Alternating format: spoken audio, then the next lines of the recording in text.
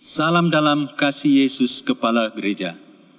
Pemberita firman dan pelayan liturgi menyambut dengan sukacita kehadiran saudara-saudara mengikuti ibadah hari Minggu yang dilaksanakan secara digital di GPIB Jemaat Bukit Zaitun, Makassar. Bagi saudara-saudara yang baru pertama kali hadir dan mengikuti ibadah di sini, kami mengucapkan selamat beribadah. Menurut kalender tahun gerejawi, kita berada di hari Minggu keempat sesudah Pentakosta. Kiranya ibadah ini berkenan bagi Tuhan dan kita diberkati olehnya. Pemberita firman dalam ibadah ini adalah Bapak Pendeta Roberto Wage, Ketua Majelis Jemaat GPIB Jemaat Batra Kasih, Makassar. Jemaat, mari berdiri, menyambut firman Tuhan hadir di tengah persekutuan kita.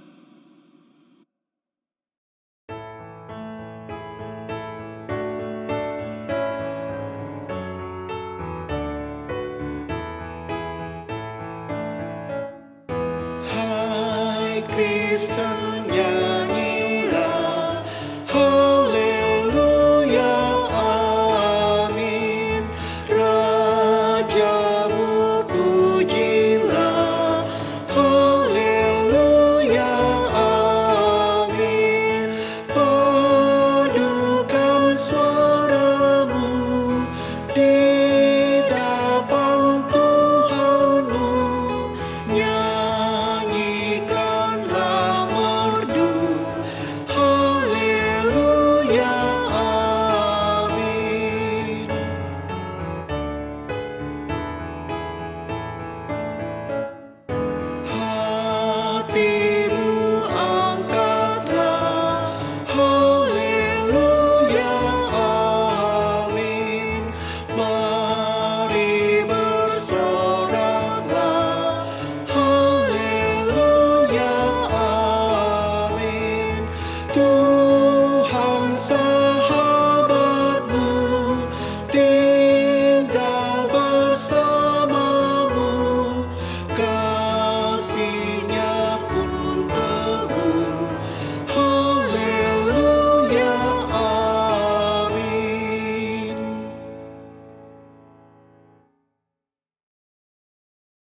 pertolongan kita adalah di dalam nama Tuhan yang menjadikan langit dan bumi. Amin.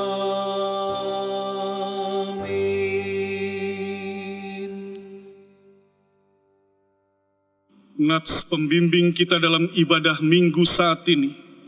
Firman Tuhan tertulis di dalam kitab Yeremia pasal 29 ayat 11 yang memberitakan, sebab aku ini mengetahui rancangan-rancangan apa yang ada padaku mengenai kamu. Demikianlah firman Tuhan, yaitu rancangan damai sejahtera dan bukan rancangan kecelakaan, untuk memberikan kepadamu hari depan yang penuh harapan. Jemaat, terimalah salam, kasih karunia dan damai sejahtera dari Allah Bapa kita dan dari Tuhan Yesus Kristus menyertai kamu. Dan menyertaimu juga.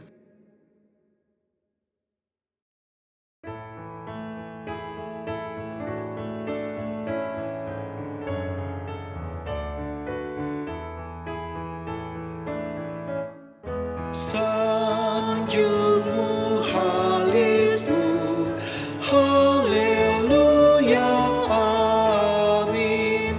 Walau bah menyerbu, haleluya, amin.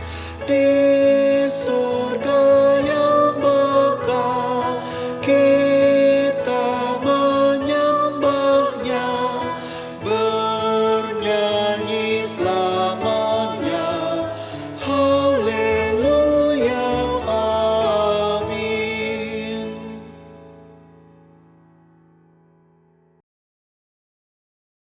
Jemaat, silakan duduk. Jemaat yang dikasihi Tuhan, mari kita berdoa. Sepatutnya lah kami mengucap syukur kepadamu ya Allah, atas kuasa kasih-Mu yang tak berkesudahan. Sesungguhnya Engkau membuat kami harus bergumul dengan banyak hal, agar nyata kehadiran-Mu sepanjang hidup kami. Engkau membuat kami bersuka cita agar kami selalu mengingat sesama kami yang menderita. Engkau mengerjakan tindakan pemulihan agar kami setia dan tekun melakukan karya-Mu dalam dunia ini. Ingatkan kami untuk berseru kepadamu di segala keadaan, sebab bagimu tidak ada yang mustahil.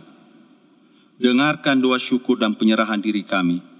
Dalam nama Tuhan Yesus, Juru Selamat kami. Amin.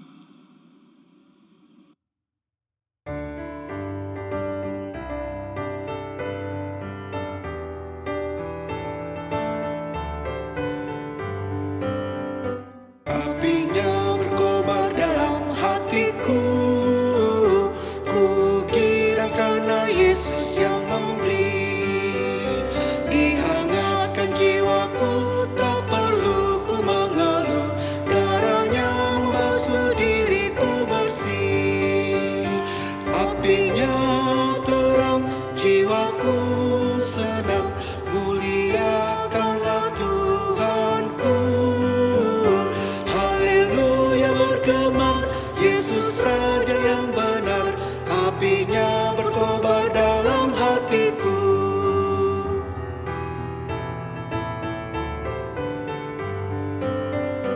Apinya berkobar dalam hatiku, gembira hatiku selamanya. Ku bersaksi berseru, Yesus Juru Selamatku, karena ku berpegang pada janji-Nya. Apinya terang, jiwaku senang, muliakanlah Tuhanku. Haleluya bergema, Yesus Raja yang benar, apinya berkobar dalam hatiku.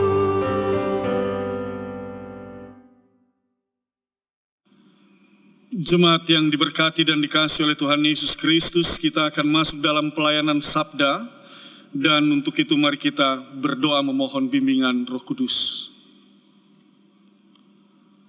Allah Bapa Sorgawi, Bapa yang kami muliakan dan kami sembah di dalam Kristus Yesus Tuhan dan Juru Selamat, kami mengucap syukur atas segala kejadian dan peristiwa yang Engkau nyatakan di dalam kehidupan kami.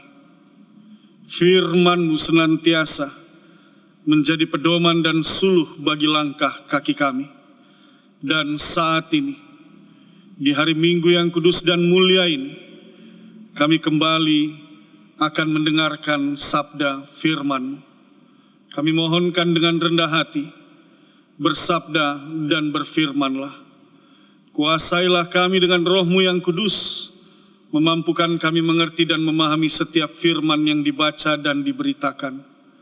Pakailah hamba dalam pemberitaan firman ini. Demi Kristus Yesus Tuhan dan Juru Selamat, firman yang hidup, kami berdoa kepada Bapa di sorga. Amin.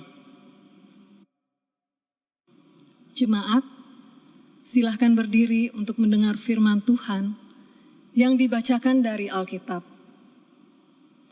Pembacaan firman Tuhan dalam ibadah minggu hari ini dari Nehemia 3 ayat 1-8 yang menyatakan, Maka bersiaplah imam besar Eliasib dan para imam, saudara-saudaranya, lalu membangun kembali pintu gerbang domba. Mereka mentahbiskannya dan memasang pintu-pintunya. Mereka mentahbiskannya sampai menara Mea, menara Hananeel. Berdekatan dengan mereka, orang-orang Yeriko membangun, dan berdekatan dengan orang-orang itu Sakur bin Imri.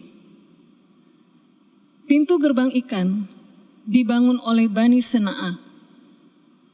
Mereka memasang balok-balok, lalu memasang pintu-pintunya dengan pengancing-pengancing dan palang-palangnya.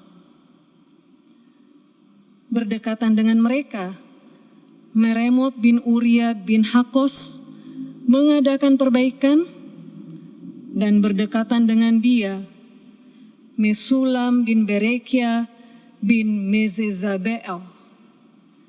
Berdekatan dengan dia, Zadok bin Baana mengadakan perbaikan, dan berdekatan dengan dia, orang-orang Tekoa. Hanya pemuka-pemuka mereka tidak mau memberi bahunya untuk pekerjaan tuan mereka. Pintu gerbang lama diperbaiki oleh Yoyada bin Paseah dan Mesulam bin Besoja. Mereka memasang balok-balok, lalu memasang pintu-pintunya dengan pengancing-pengancing dan palang-palangnya. Berdekatan dengan mereka, Melaca orang Gibeon dan Yadon orang Meronot mengadakan perbaikan beserta orang-orang Gibeon dan Mispa yang berada di wilayah kekuasaan bupati daerah sebelah barat Sungai Efrat. Berdekatan dengan mereka, Uziel bin Harhaya, salah seorang tukang emas, mengadakan perbaikan, dan berdekatan dengan dia, Hananya, seorang juru campur rempah-rempah. Mereka memperkokoh Yerusalem sampai tembok lebar. Demikian pembacaan Alkitab. Terpujilah Kristus. Haleluya.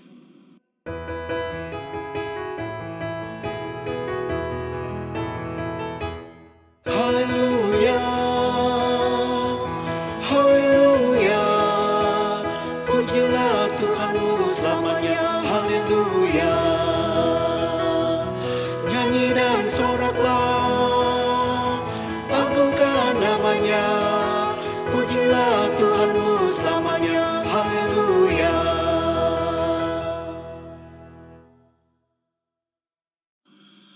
Bapak, Ibu, dan saudara-saudara yang dikasihi oleh Tuhan Yesus Kristus, Nehemia adalah sebuah bacaan Alkitab yang tentunya sudah tidak asing lagi bagi kita ketika kita juga bicara tentang seorang tokoh dalam kitab Perjanjian Lama, yaitu yang bernama Nehemia. Dia dikenal sebagai seorang juru minum Raja Artasasta. Ia mendapatkan kepercayaan untuk kembali ke Yerusalem untuk melakukan pembangunan tembok Yerusalem. Dan dalam membangun tembok Yerusalem itu, Yeremia dipercayakan untuk dibantu dan di-backup oleh para bupati-bupati saat itu. Bapak, Ibu, dan saudara-saudara yang dikasihi oleh Tuhan Yesus Kristus, yang menarik adalah bagaimana Raja Artasasta itu bisa percaya dengan Nehemia. Sementara kita tahu bersama bahwa Nehemia adalah bagian daripada orang-orang Israel atau Yahudi yang mengalami masa pembuangan pada saat itu. Tetapi yang luar biasanya adalah Raja Artasasta sebagai seorang raja yang berkuasa dan menguasai pada masa itu. Dia percaya dengan Nehemia. Kita perlu melihat lebih dalam dan lebih jauh lagi siapa sesungguhnya Nehemia. Paling tidak kita mau melihat profil Nehemia. Bapak, Ibu, dan saudara-saudara yang dikasihi oleh Tuhan Yesus Kristus, kalau kita membaca kitab Nehemia, di dalam pasal 1 ayat 1 dan seterusnya, di sana diceritakan bahwa satu ketika datanglah salah seorang dari saudara-saudara Nehemia, dan dia bernama Hanania, atau lebih tepatnya Hanani. Dia datang berjumpa dengan Nehemia. Bapak, Ibu, dan saudara-saudara, yang menarik adalah sekalipun Nehemia hidup dalam kerajaan, hidup dalam kemewahan, dalam tugas tanggung jawabnya sebagai seorang juru minum raja, hal itu tidak membuat dia menjadi seorang yang sombong. Terlebih tidak membuat dia lupa akan asal usulnya. Sehingga ketika saudara-saudaranya yang adalah orang-orang dari Yehuda datang menjumpai dia, maka dengan tulus dan dengan rendah hati ia menjumpai mereka. Di sini kita belajar bahwa Nehemia adalah orang yang rendah hati. Paling tidak itu catatan yang pertama yang dapat kita ketahui tentang seorang Nehemia. Yang kedua, dalam percakapan bersama dengan saudara-saudaranya, pada akhirnya Nehemia mengetahui bagaimana keberadaan orang-orang Israel yang masih tinggal di Yerusalem. Saudara-saudaranya menjelaskan mereka hidup dalam kesengsaraan, mereka hidup dalam kesusahan dan kesulitan. Apalagi tembok Yerusalem pada saat itu tinggal puing-puing, sangat mengenaskan kota Yerusalem. Oleh karena informasi dan cerita yang disampaikan oleh saudara-saudaranya ini, maka tergeraklah hati Nehemia, sehingga ia merasa susah mendengar semua berita itu. Hal ini tidak terlepas daripada rasa simpati atau empati yang bertumbuh dalam diri seorang Nehemia yang rendah hati. Yang menarik adalah setelah ia mendengar hal itu, maka ia datang kepada Allah dan menyampaikan segala sesuatu yang ia rasakan pada saat itu setelah mendengar penderitaan dan kesengsaraan yang dialami oleh orang-orang sebangsanya di kota Yerusalem. Itu sebabnya di dalam Nehemia pasal 1 ayatnya yang keempat dan yang kelima di sana dikatakan, saya bacakan buat kita semua. Ketika ku dengar berita itu, duduklah aku menangis dan berkabung selama beberapa hari. Aku berpuasa dan berdoa ke hadirat Allah semesta langit. Kataku, ya Tuhan Allah semesta langit, Allah yang maha besar dan dahsyat, yang berpegang pada perjanjian dan kasih setianya terhadap orang yang kasih kepadanya dan tetap mengikuti perintah-perintahnya. Ayat 6, berilah telingamu dan bukalah matamu dan dengarkanlah doa hambamu yang sekarang kupanjatkan ke hadiratmu siang dan malam bagi orang Israel hamba-hambamu itu, dengan mengaku segala dosa yang kami orang Israel telah lakukan terhadapmu. Sampai di situ. Bapak, Ibu, dan saudara-saudara, itu sikap daripada Nehemia. Dan ini catatan yang kedua, profil seorang Nehemia. Dari sini kita belajar bahwa Nehemia adalah seorang yang beriman. Hal ini jelas sekali diuraikan dan dinarasikan dalam ayatnya yang keempat dan ayatnya yang kelima. Nehemia datang kepada Allahnya. Mengapa ia datang kepada Allahnya? Dalam satu keyakinan iman percaya bahwa kalau ia datang kepada Allahnya, maka Allah yang ia sembah, Allah Israel, Allah nenek moyang Israel itu pasti akan menolong dan mendengarkan segala doa dan permohonannya. Hal yang kedua, Nehemia adalah orang yang beriman.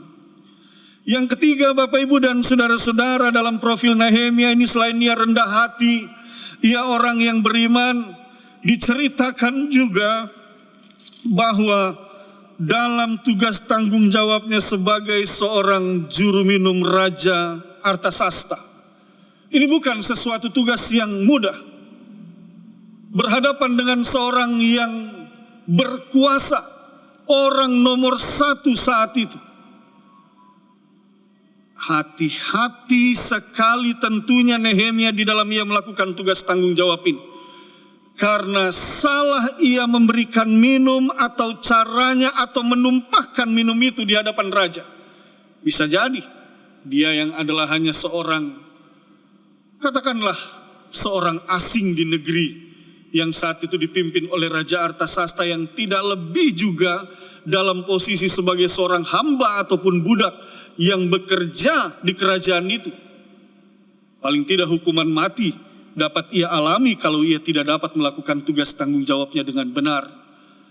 Tetapi Bapak, Ibu, dan saudara-saudara, bukan saja tugas tanggung jawabnya yang ia lakukan secara benar. tetapi bagaimana ia benar-benar sebagai seorang pribadi yang dipercayakan dalam tugas tanggung jawab itu, ia bertanggung jawab dalam pekerjaan itu dan melakukannya dengan sungguh-sungguh.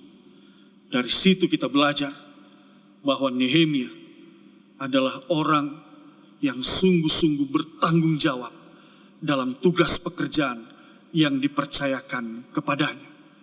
3 hal itu paling tidak melekat di dalam diri Nehemia: rendah hati, beriman, dan orang yang bertanggung jawab dalam pekerjaannya. Itu sebabnya tidak heran ketika ia terlihat murung, maka Raja Artasasta bertanya dengan dia, "Ada apa Nehemia? Mengapa wajahmu murung?" Sehingga terjadi percakapan akan apa yang ada di dalam hati Nehemia, dan raja pun pada akhirnya mengizinkan Nehemia untuk kembali ke Yerusalem untuk membangun tembok Yerusalem. Nah, Bapak Ibu dan saudara-saudara, itu menjadi latar belakang dari bacaan kita pada saat ini. Nehemia pasal 3 ayat 1 sampai dengan yang ke-8. Dan dalam Nehemia pasal 3 ini diceritakanlah bagaimana ketika Nehemia sudah ada di kota Yerusalem dan bagaimana dan apa yang ia kerjakan di sana. Yang pasti adalah pada ayatnya yang pertama di sini diajarkan di sana, dikatakan bahwa, saya bacakan buat kita supaya jelas buat kita semua. Nehemia pasal 3 ayat 1. Maka bersiaplah imam besar Eliasib dan para imam saudara-saudaranya, lalu membangun kembali pintu gerbang domba. Mereka mentabiskannya dan memasang pintu-pintunya. Mereka mentabiskannya sampai menara Mea, menara Hananeel. Ini dia Bapak Ibu, apa yang mau diceritakan, apa yang mau dijelaskan dari ajaran bagian firman Tuhan ini. Ada satu hal yang penting untuk kita lihat bersama. Bagian ini mau menceritakan bahwa pada akhirnya pembangunan tembok kota Yerusalem itu dikerjakan dan dilakukan bersama-sama. Bukan saja oleh Nehemia, tetapi di sana dikatakan bersama dengan imam besar Eliasib, para imam dan saudara-saudaranya. Semua orang mengambil bagian dalam pembangunan tembok Yerusalem. Dari sini kita mau belajar satu hal untuk kita renungkan bersama-sama. Bapak Ibu dan saudara-saudara yang dikasihi oleh Tuhan Yesus Kristus. Catatannya yang pertama adalah membangun bersama-sama. Itu yang paling utama untuk kita renungkan dalam khotbah di hari Minggu ini. Apa pembelajarannya setelah kita mengetahui bagaimana semua orang mengambil bagian dalam proses pembangunan ini? Pembelajarannya adalah, Bapak Ibu, apapun tugas dan tanggung jawab yang dipercayakan kepadamu hari ini dalam pekerjaan, baik itu di rumah, tanggung jawab di kantor, ataupun juga tanggung jawab dalam pekerjaan dan pelayanan di gereja, di tengah-tengah jemaat, maka bagian firman ini mau mengajarkan agar pekerjaan itu dimulai dari dirimu sendiri. Cenderung seringkali ketika hendak melakukan sebuah pekerjaan, kita berharap orang yang bisa mengerjakan. Tetapi lewat firman ini mau diajarkan yang pertama harus dimulai dari dirimu sendiri. Setelah itu baru engkau mengikut sertakan dengan orang-orang yang ada di sekitarmu. Setelah itu baru engkau membangun satu kebersamaan, kerjasama dengan orang-orang di sekitarmu. Nehemia setelah ia bergerak sendiri, lalu ia mengajak para imam besar, para imam dan saudara-saudaranya, bahkan orang-orang Israel yang ada pada saat itu. Sehingga mereka melihat ketulusan Nehemia, kesungguhan Nehemia. Dia bukan orang atau pribadi yang hanya datang untuk memerintah, tidak. Tetapi ia menunjukkan, ia mau bekerja dan ia mau mengerjakan pekerjaan itu dalam kebersamaan dengan orang-orang yang ada di sekitarnya.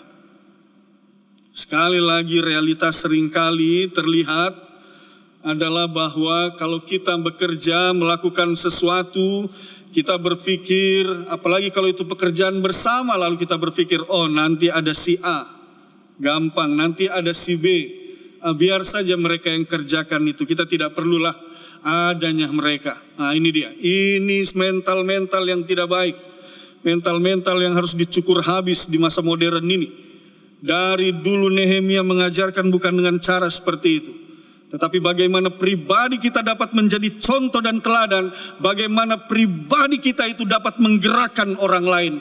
Oleh karena kita yang terlebih dahulu memulai segala sesuatunya, tidak perlu menunggu orang lain. Mari ketika engkau dipercayakan dalam satu tugas tanggung jawab, lakukan itu dengan sukacita. Maka orang-orang yang ada di sekitarmu akan ikut serta untuk menopangmu dalam pekerjaan-pekerjaan itu. Bapak, Ibu, dan saudara-saudara, oleh sebab itu pesan Injilinya adalah berilah dirimu untuk ikut serta dalam pekerjaan dan pelayanan. Apakah itu dalam rumahmu, di kantor, ataupun di gereja, berilah dirimu. Karena kehadiranmu itu pasti akan mendatangkan sukacita bagi sesamamu, temanmu, sahabatmu, bahkan sesama warga jemaatmu. Jadikanlah dirimu berkat bagi sesamamu. Bapak, Ibu, dan saudara-saudara, selanjutnya bagian firman ini juga menjelaskan bahwa pembangunan itu dimulai dari pintu gerbang domba. Nah, ini menarik. Mengapa disebut dengan pintu gerbang domba? Ada berapa banyak pintu gerbang yang ada di tembok di kota Yerusalem? Ada yang mengatakan 8, ada yang mengatakan 7. Tetapi yang pasti ada lebih dari 1 pintu gerbang di tembok Yerusalem. Dan pembangunan itu dalam Nehemia pasal 3 ayat 1 dijelaskan dimulai dari pintu gerbang domba. Mengapa disebut pintu gerbang domba? Bapak, Ibu, dan saudara-saudara, pintu gerbang ini dikhususkan memang untuk membawa domba-domba yang akan digiring ke bait Allah. Apa fungsinya domba-domba ini? Ini kaitannya erat dengan hukum Taurat. Bahwa dalam hukum Taurat itu diatur korban penebusan dosa pada saat itu adalah domba. Nah, itu dia. Jadi makanya disebut sebagai pintu gerbang domba, karena khusus domba-domba untuk korban penebus dosa digiring melalui pintu itu menuju bait Allah. Lalu kemudian catatan berikutnya yang menarik di sini juga dikatakan adalah mereka mentahbiskannya dan memasang pintu-pintunya. Mereka mentahbiskannya sampai menara Mea, menara Hananeel. Ini dia. Bapak, Ibu, perhatikan kata mentahbiskan. Dalam bahasa Ibrani kata ini tertulis dengan kata kaudas, yang memiliki arti tindakan pengudusan. Hal ini hendak menunjuk dan menerangkan serta mengingatkan 2 hal penting. Mari dengarkan baik-baik ini. Yang pertama, kata kaudas ini atau tindakan pengudusan ini, ketika mereka melakukan satu ritual pengudusan itu, maka itu dilakukan dalam hubungannya kepada Allah. Itu berarti juga mau menyatakan akan ungkapan syukur mereka kepada Allah. Seolah hendak dikatakan bahwa pembangunan ini tidak akan mungkin terjadi kalau bukan karena kemurahan dan kasih Allah. Oleh sebab itu ketika mereka memulai pembangunan tembok Yerusalem ini dan itu dimulai dari pintu gerbang domba, maka mereka memulainya dengan mentahbiskannya sebagai tanda ungkapan syukur kepada Allah. Pembelajarannya buat kita adalah Bapak, Ibu, dan saudara-saudara, ketika saudara hendak memulai segala sesuatu hal di dalam hidupmu, apakah memulai pekerjaanmu, memulai hari-harimu, memulai seluruh aktivitas hidupmu, maka mulailah dengan sebuah pengakuan bersyukur bahwa semua yang akan saudara kerjakan dan yang saudara mulai ini, semuanya boleh terjadi oleh karena kemurahan dan kasih Tuhan. Itu dia. Dan itu sikap yang dibangun oleh Nehemia bersama dengan para imam, bersama dengan imam besar Eliasib, bahwa mereka memulainya dengan sikap bersyukur. Karena mereka sadar benar, ini tidak mungkin terjadi kalau bukan campur tangan Tuhan, kalau bukan kemurahan Tuhan. Oleh sebab itu mereka bersyukur. Bapak Ibu, berdasarkan uraian-uraian firman Tuhan dalam kitab Perjanjian Lama dan kitab Perjanjian Baru, saya mau katakan buat saudara begini, sikap bersyukur itu dapat membentuk saudara menjadi pribadi yang kuat dan teguh. Sikap bersyukur itu dapat mengangkat saudara dari kejatuhan dan memampukan saudara untuk kembali bangkit sebagai pemenang. Sikap bersyukur itu dapat mengubah seluruh persepsi hidup saudara yang tadinya selalu merasa khawatir, tidak yakin, cepat menyerah. Pada akhirnya oleh karena saudara bersyukur, saudara akan menjadi seorang yang pantang menyerah dan memiliki pandangan hidup yang positif. Persepsi saudara akan diubah. Saya berikan contoh dalam realitas hidup kita ketika kita akan memulai hari kita atau tugas pekerjaan yang mungkin baru dipercayakan kepada kita.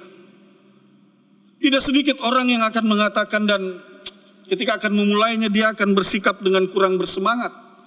Karena apa? Belum memulai sudah dihantui dengan pikiran-pikiran, bisa nggak ya saya diberikan tugas tanggung jawab ini? Melaksanakan tugas tanggung jawab ini? Mampu nggak ya saya? Nanti saya tidak bisa, nanti saya gagal. Pasti orang akan menilai saya. Apa yang akan orang katakan kalau saya tidak bisa? Bikin malu saja. Begitu banyak keluhan yang mencerminkan bahwa ada kekhawatiran di sana. Ada ketidaksiapan di sana. Mengapa demikian? Ini dia soalnya. Karena kita tidak memandang dan melihat segala sesuatu itu dengan menyikapinya dan memulainya dengan bersyukur. Harusnya yang terjadi dalam hidup ini adalah kita bersyukur. Kalau saya dipercayakan tugas tanggung jawab ini, saya percaya ini oleh karena kasih dan kemurahan Tuhan yang mempercayakan saya untuk mengerjakan dan melakukan hal ini. Oleh sebab itu saya meyakini apa yang Tuhan percayakan kepada saya, maka saya tidak akan berjalan sendiri. Saya tidak akan melakukannya sendiri. Tuhan yang akan menuntun dan memimpin saya. Hal ini yang harusnya terlihat di dalam kehidupan kita sebagai orang percaya. Tetapi realitasnya seringkali kita katakan, saya tidak mampu. Aduh nanti saya gagal. Aduh wadaw. Segala macam. Bapak Ibu dan saudara-saudara, bersyukur itu penting dalam hidup kita. Mari kita belajar dari Tuhan Yesus, Sang Juru Selamat. Tuhan kita. Apa yang Ia ajarkan kepada kita? Ketika Tuhan Yesus dan para murid berhadapan dengan 5.000-an orang. Lalu Tuhan Yesus katakan, beri mereka makan. Apa yang dikatakan oleh para murid? Tuhan, kita tidak punya apa-apa. Uang kita tidak cukup Tuhan. Suruh saja orang-orang ini pulang. Mereka khawatir, mereka takut. Mereka tidak yakin dapat mampu untuk memberikan makan kepada 5.000-an orang ini. Lalu kemudian ada yang mengatakan, di sini ada 5 roti dan 2 ikan. Tuhan, ini juga tidak cukup. Tetapi apa yang Tuhan Yesus lakukan? Bapak Ibu dan saudara-saudara, saya ingin ajak kita untuk buka Injil Yohanes pasal 6 ayat 11. Injil Yohanes pasal 6 ayat 11 di sana tertulis, saya bacakan buat kita semua. Lalu Yesus mengambil roti itu. Perhatikan kalimat selanjutnya. Mengucap syukur dan membagi-bagikannya kepada mereka yang duduk di situ. Demikian juga dibuatnya dengan ikan-ikan itu sebanyak yang mereka kehendaki. Bapak Ibu dan saudara-saudara, sampai di situ perhatikan baik-baik. Apa yang Yesus lakukan? Ia mengucap syukur dan apa yang terjadi semua tercukupkan. Itu artinya tindakan mengucap syukur adalah tindakan yang menyerahkan seluruh realitas aktivitas hidup kita kepada Tuhan dan mau berserah dan mengundang Tuhan untuk terlibat. Dan apa hasilnya? Tuhan memampukan kita menuai hasil yang maksimal. Kita tidak perlu takut. Kita tidak perlu khawatir. Apapun hari ini tugas tanggung jawab yang dipercayakan kepadamu, bersyukur. Memulai harimu bersyukur. Karena dengan bersyukur engkau mengundang Tuhan untuk terlibat dalam setiap aktivitas hidupmu.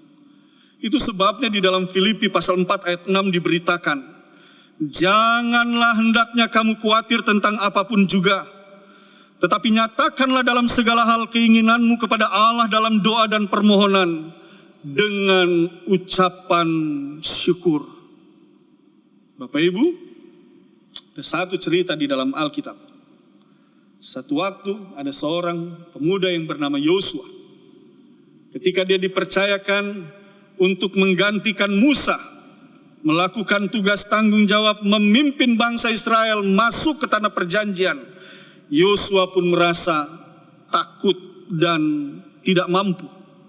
Alkitab dalam kitab Yosua menggambarkan bagaimana Yosua gelisah dan khawatir. Tetapi apa yang Tuhan Yesus katakan kepadanya? Bukankah telah kuperintahkan? Apa yang Tuhan katakan kepadanya? Yosua pasal 1 ayat 9, saya ulangi. Bukankah telah kuperintahkan kepadamu, kuatkan dan teguhkanlah hatimu, janganlah kecut dan tawar hati, sebab Tuhan Allahmu menyertai engkau kemanapun engkau pergi. Hari ini banyak orang muda yang sering menggunakan kata insecure. Nah itu. Merasa tidak aman, merasa khawatir, merasa rendah diri.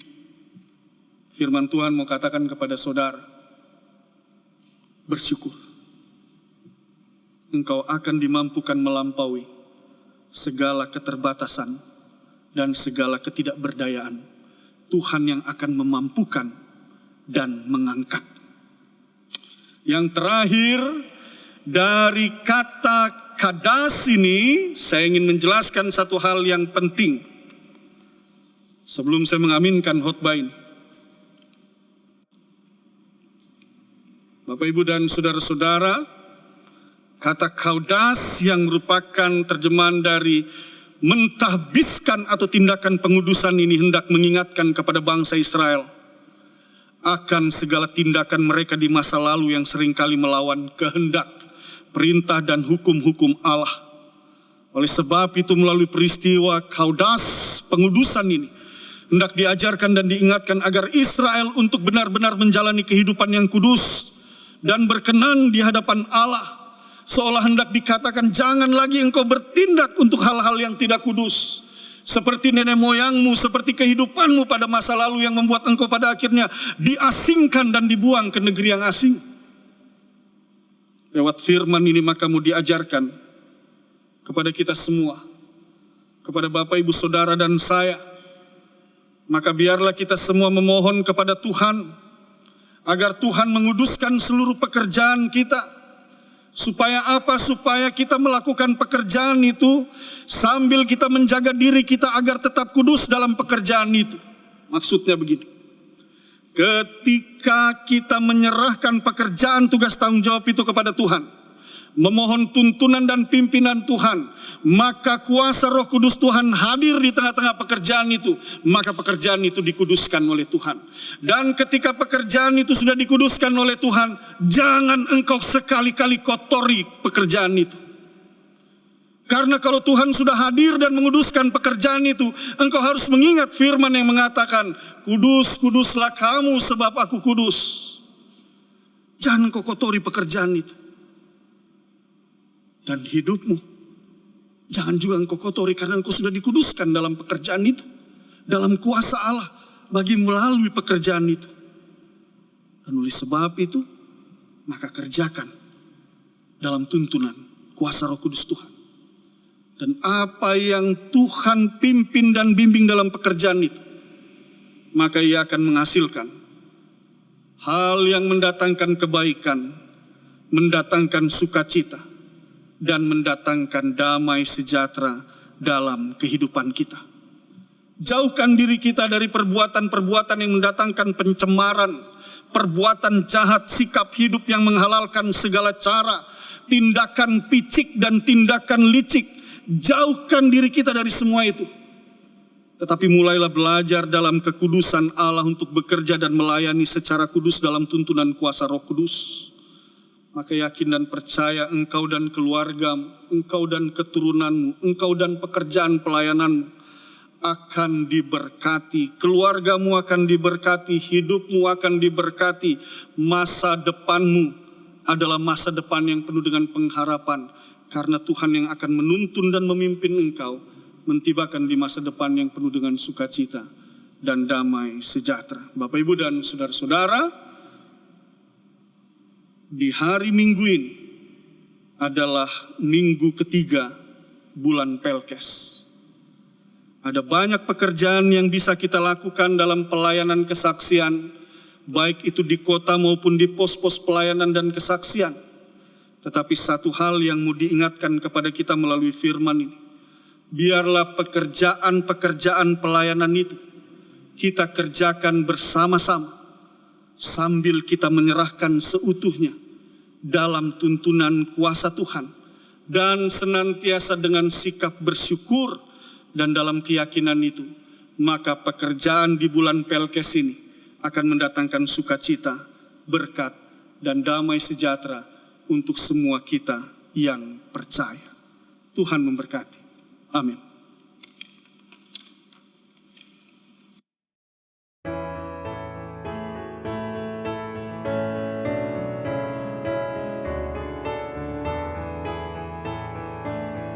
Serikat persaudaraan, berdirilah teguh, sempurnakan persatuan di dalam Tuhanmu.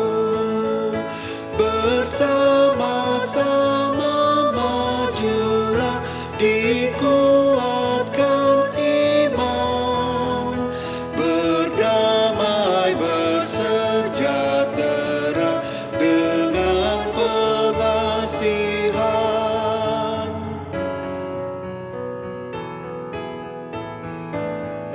Dan masing-masing kamu pun diberi anugerah, supaya kamu bertekun dan rajin bekerja. Hendaklah hatimu rendah, tahu Tuhan berpesan, jemaat menurut firman-Nya berkasih-kasihan.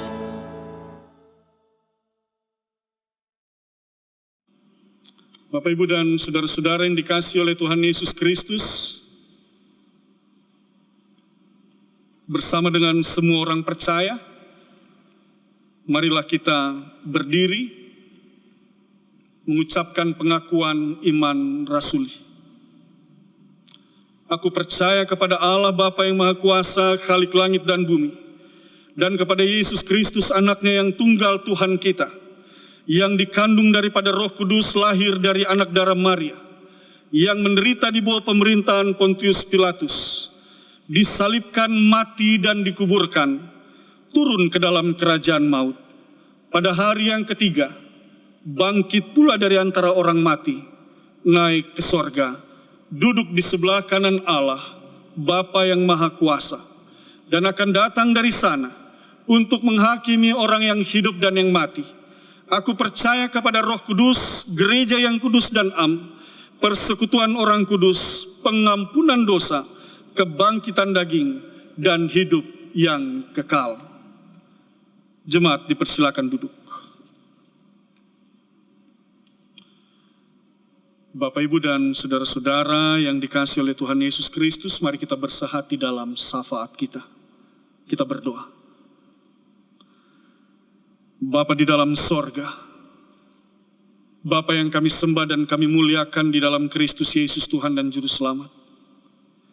Kami mengucap syukur atas firman yang telah diberitakan di tengah-tengah kehidupan kami, baik sebagai pribadi, keluarga maupun jemaat. Biarlah firman ini diteguhkan dalam hati dan pikiran kami, dan oleh kuat kuasa Roh-Mu yang kudus firman ini bertumbuh, berakar dan berbuah melalui perilaku hidup kami dalam perbuatan, perkataan, dan pikiran. Dan sungguh ya Tuhan, di atas semua itu, kami mau meninggikan dan memuliakan nama-Mu. Setiap kali kami diingatkan oleh firman, setiap kali kami mengerjakan dan melakukannya. Hamba juga bersyukur karena Engkau telah memakai hamba bersama dengan para presbiter dalam pemberitaan firman Tuhan ini ya Bapa. Syukur kami kepadamu. Saat ini, dalam iman percaya kepada Kristus Yesus Tuhan dan Juru Selamat, kami berdoa dan menyerahkan gereja-gereja Tuhan yang berada di atas muka bumi ini. Gereja yang mengaku bahwa Yesus Kristus adalah Sang Kepala Gereja Tuhan dan Juru Selamat. Tuhan berkati. Teristimewa dan secara khusus kami menyerahkan gereja Protestan di Indonesia bagian Barat, dari lingkup sinodal, mupel, jemaat sektoral bagian jemaat, bahkan sampai dengan pos-pos pelayanan. Tuhan berkati gerejamu ini Tuhan, para pelayan firman dan sakramen, para diaken, para penatua, para anggota jemaatnya. Terus berkati mereka semua ya Tuhan, bahkan unit-unit misioner yang turut mengambil bagian dalam gerak langkah pelayanan ini.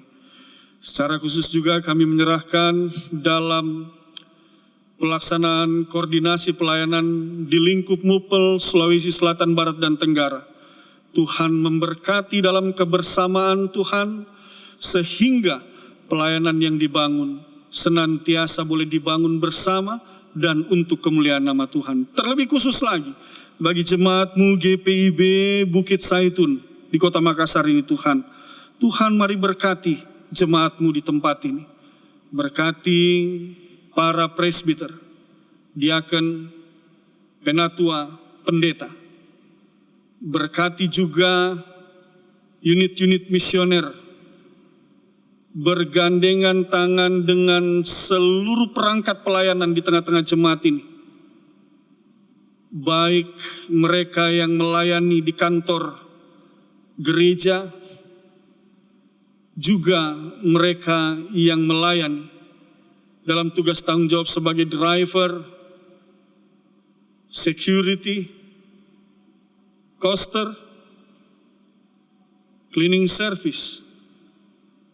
Bahkan Tuhan secara khusus hamba berdoa dan menyerahkan tim multimedia GPIB Jemaat Bukit Saitun Kota Makassar ini Tuhan. Bersama dengan Satgas yang mengawal, membimbing berjalannya protokol kesehatan di tengah-tengah jemaat ini. Dengan rendah hati hamba mohonkan, turunlah kiranya berkat anugerah kasih karunia rahmat damai sejahtera-Mu di tengah-tengah kehidupan mereka. Sehingga dari hari lepas hari, mereka boleh merasakan betapa besar kasih Tuhan dalam seluruh jalan hidup mereka, di tengah berbagai tugas tanggung jawab pelayanan yang Tuhan percayakan kepada mereka. Mereka semua bergandengan tangan dengan jemaat-Mu, menjadi berkat, garam dan terang, contoh dan teladan. Bapa Sorgawi, hamba juga berdoa untuk seluruh jemaat-Mu. Tuhan berkati dalam kehidupan keluarga, suami, istri, orang tua, anak-anak, opa, oma, anak cucu. Berkati semua jemaat-Mu di Bukit Saitun ini Tuhan. Kalau ada di antara mereka yang memiliki pergumulan dan persoalan, ataupun kalau ada di antara mereka yang saat ini sedang menderita sakit penyakit, dan dalam keadaan terbaring dan lemah, baik di rumah maupun di rumah sakit, kami para presbiter bersehati meminta dan memohon kepadamu ya Allah di dalam Kristus Yesus Tuhan dan Juru Selamat, sembuhkanlah dan pulihkanlah mereka.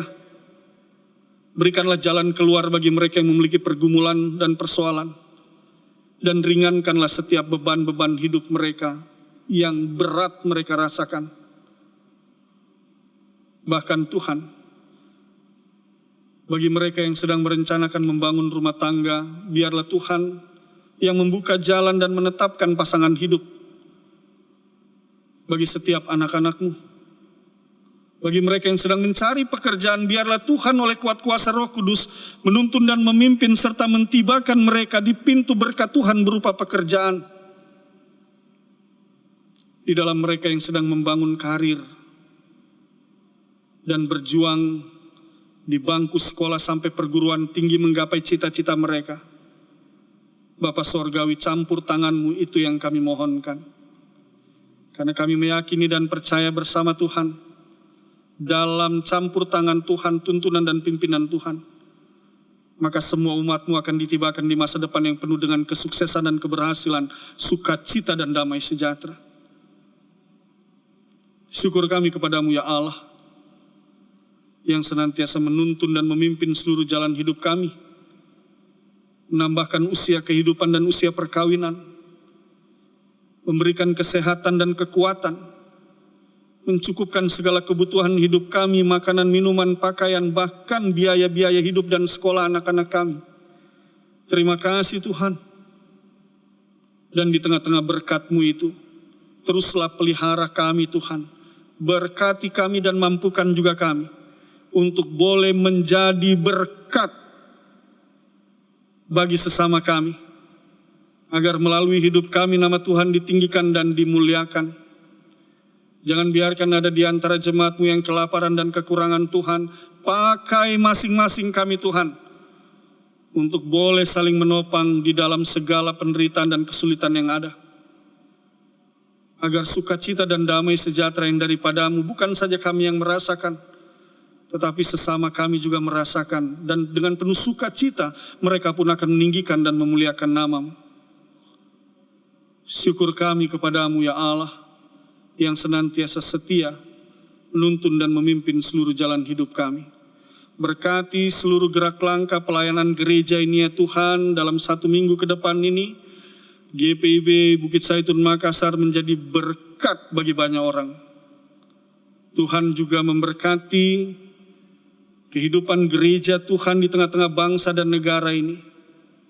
Kami berdoa secara khusus bagi para pemimpin kami, Bapak Presiden Joko Widodo, Bapak Wakil Presiden Ma'ruf Amin, Badan Eksekutif Legislatif, pemerintahan yang berlangsung di tingkat pusat sampai pelosok negeri, para kepala daerah, terkhususnya di wilayah Provinsi Sulawesi Selatan, Barat dan Tenggara, kota dan kabupaten, sampai di tingkat kecamatan, RT, RW, desa dan dusun. Tuhan berkati semua para pemimpin kami. Dan biarlah dalam hikmat-Mu mereka memimpin kami, yang boleh membawa kami ke masa depan, sebagaimana yang Tuhan rancangkan dalam hidup kami. Oleh sebab itu biarlah di dalam mereka mengambil keputusan-keputusan strategis bagi bangsa dan negara ini. Oleh hikmat Tuhan mereka dimampukan mengambil keputusan yang mendatangkan keadilan, kebenaran dan kesejahteraan bagi seluruh rakyat Indonesia. Tuhan berkati para pemimpin kami, beri kekuatan, kesehatan bersama dengan keluarga mereka ya Tuhan. TNI dan Kepolisian Republik Indonesia, kami berdoa dan menyerahkan Tuhan memberkati dan memampukan mereka dalam terus berupaya menciptakan ketertiban, kedamaian dan rasa aman di tengah-tengah bangsa dan negara ini. Oleh sebab itu Tuhan mari berkati dalam kehidupan pribadi dan keluarga mereka. Demikian juga satuan-satuan pengaman lainnya Tuhan. Tuhan juga memberkati dan menyertai.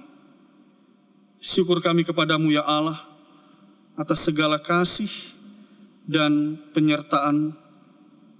Doa ini kami naikkan di dalam Kristus Yesus Tuhan dan Juru Selamat yang telah mengajar kami berdoa. Bapa kami yang di sorga, dikuduskanlah nama-Mu, datanglah kerajaan-Mu, jadilah kehendak-Mu di bumi seperti di sorga. Berikanlah kami pada hari ini makanan kami yang secukupnya, dan ampunilah kami akan kesalahan kami, seperti kami juga mengampuni orang yang bersalah kepada kami. Dan janganlah membawa kami ke dalam pencobaan, tetapi lepaskanlah kami daripada yang jahat. Karena Engkaulah yang mempunyai kerajaan dan kuasa dan kemuliaan sampai selama-lamanya. Amin.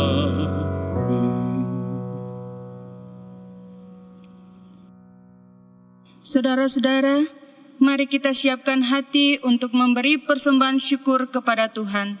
Camkanlah firman Tuhan dari Amsal 11 ayat 24 dan 25 yang menyatakan, ada yang menyebar harta tetapi bertambah kaya, ada yang menghemat secara luar biasa namun selalu berkekurangan. Siapa banyak memberi berkat, diberi kelimpahan. Siapa memberi minum, ia sendiri akan diberi minum. Tuhan memberkati saudara dan persembahan saudara.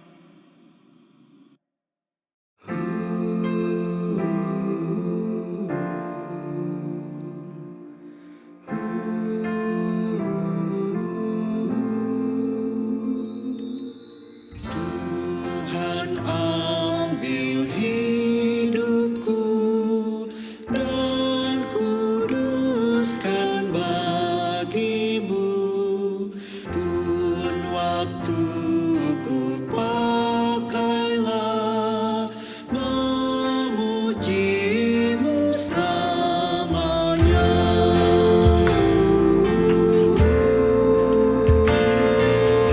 Tanganku gerakkanlah, kasih-Mu mendorongnya, dan jadikan langkahku berkenan kepadamu.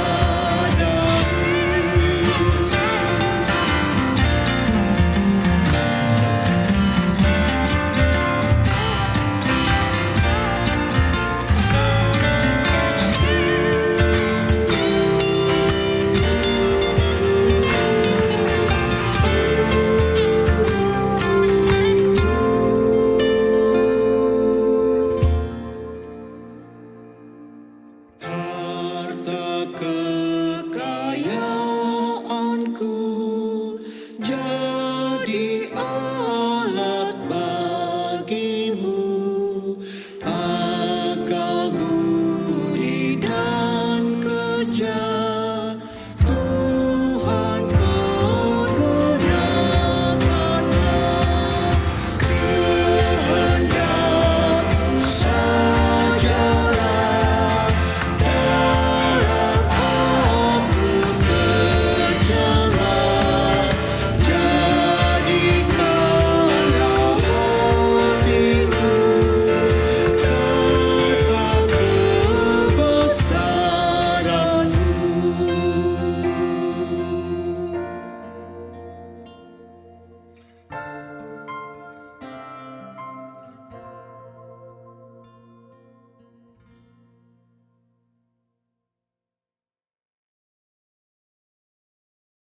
Jemaat yang diberkati Tuhan, mari berdiri membawa persembahan ini kepada Tuhan dalam doa secara gilir ganti. Kita berdoa.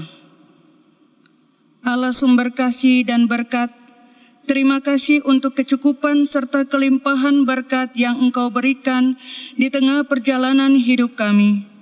Ajarlah kami untuk selalu memberikan yang terbaik dari apa yang sudah kami terima daripada-Mu. Berkatilah persembahan syukur kami hari ini agar menjadi berkat di tengah gereja Tuhan.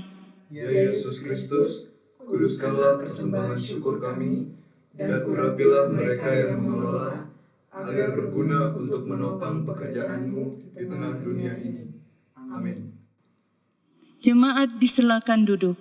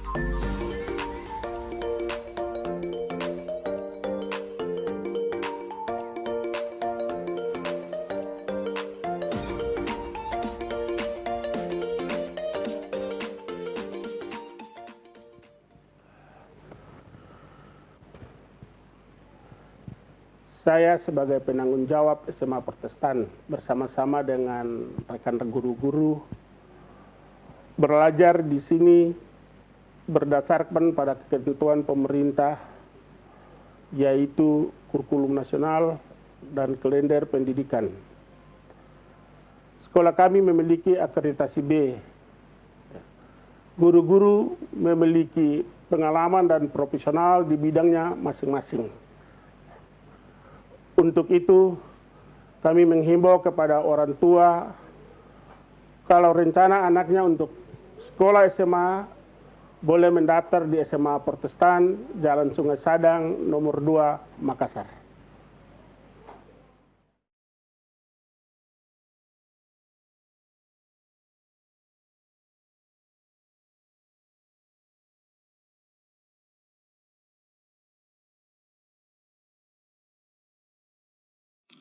Jemaat Tuhan, mari kita berdiri dan bersama kita akan mendengarkan amanat pengutusan. Gereja yang bertumbuh adalah gereja yang menyebar. Sekarang pergilah, jadilah pelaku firman dalam kerja layan saudara.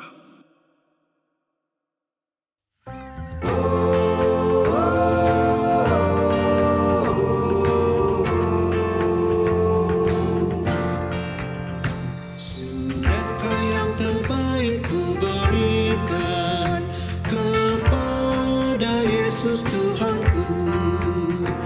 Besar pengorbanannya di Kalvari, diharapnya terbaik dariku.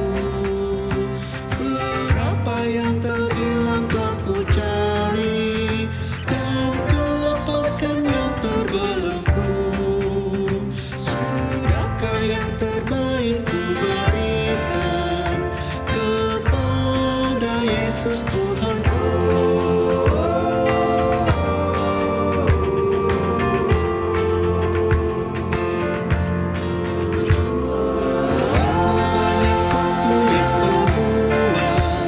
Sedikit ku beri baginya, segala kurang kasihku pada Yesus, mungkinkah hancur pula hatinya. Apa yang terhilang telah ku cari, dan ku lepaskan yang terbelenggu. Sudahkah yang terbaik ku berikan kepada Yesus Tuhanku.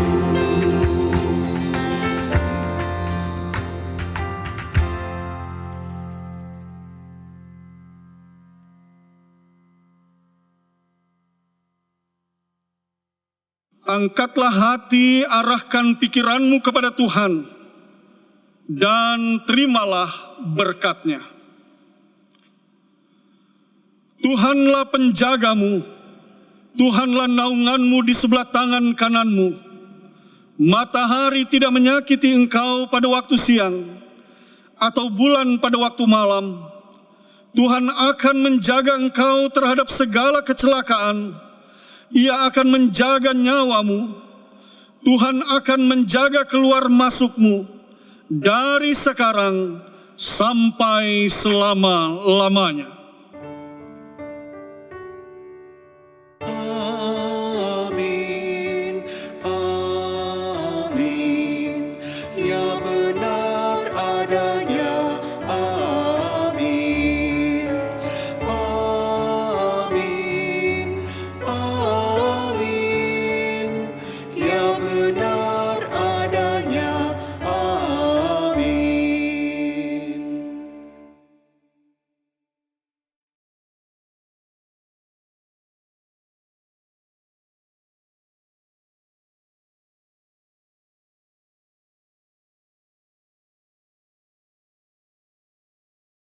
Demikian ibadah hari Minggu ini. Presbiter bertugas GPIB Bukit Zaitun Makassar mengucapkan selamat hari Minggu. Tuhan memberkati. Salam persekutuan.